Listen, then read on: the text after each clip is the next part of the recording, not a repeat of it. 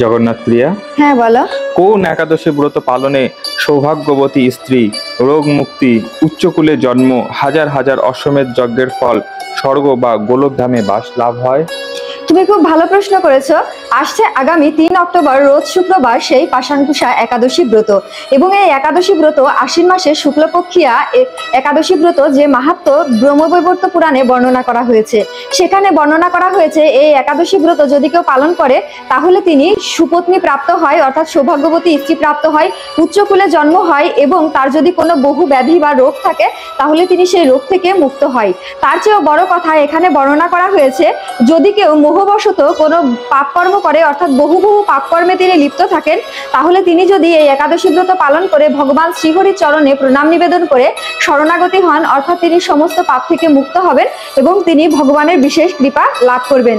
হাজার হাজার অশ্বমেধ যজ্ঞের ফল বা রাজস্বীয় যজ্ঞের ফল তিনি প্রাপ্ত হবেন। এছাড়াও বলা হয়েছে গয়া, কাশী বা কুরুক্ষেত্রে কেউ যদি তীর্থযাত্রা করে তার থেকেও অধিক ফল লাভ করতে পারবেন কেউ যদি একাদশী ব্রত পালন করে রাত্রি জাগরণ করা সহ ভগবান শ্রীহরির নাম জপ করে বা কীর্তন করে। এছাড়াও বলা হয়েছে সর্ব পাপ থেকে মুক্ত হয়ে গোলকধামে গমন করেন যিনি এই একাদশী ব্রতে বিশেষ করে স্বর্ণ, তিল, গাভী, অন্ন, বস্ত্র, জল, ছত্র এবং পাদুকা দান করেন। তাই যারা আপনারা একাদশী ব্রত পালন করবেন তারা অবশ্যই এই কোনো কিছুর ভিতরে যে কোনো কিছু চেষ্টা করবেন এই দিন দান করার। কি কি আমি আবারও বলে দিচ্ছি: স্বর্ণ, তিল, গাভী, অন্ন, বস্ত্র, জল এবং ছত্র, পাদুকা।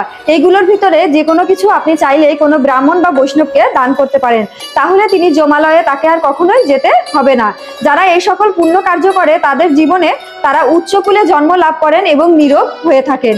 তাই অবশ্যই এই একাদশী ব্রত আপনারা সবাই নিজে পালন করবেন এবং অপরকে অবশ্যই উৎসাহিত করবেন এই ব্রত পালনে।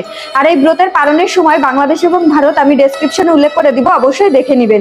এছাড়াও বলা হয়েছে কেউ যদি একাদশী ব্রত মাহাত্ম্য কথা শ্রবণ করে তাহলে তিনি কৃষ্ণ ভক্তি লাভ করে এই একাদশী ব্রতের যে মুখ্য ফল সেটা প্রাপ্ত হয় এবং ঐশ্বর্যদি সহ তিনি আরো অন্যান্য ফল প্রাপ্ত হয়। তাই বুঝতেই পারছেন এই পাষাণকুশা একাদশী ব্রত অত্যন্ত গুরুত্বপূর্ণ এবং আমাদের দামোদর মাস শুরু ঠিক পূর্বে এই একাদশী ব্রত পড়েছে। তাই অবশ্যই সবাই এই একাদশী ব্রত নিজে পালন করবেন এবং অপরকে উৎসাহিত করবেন পালন করার জন্য। আর ভিডিওটা শেয়ার করে একাদশী ব্রতটা সকলের কাছে পৌঁছে দিবেন।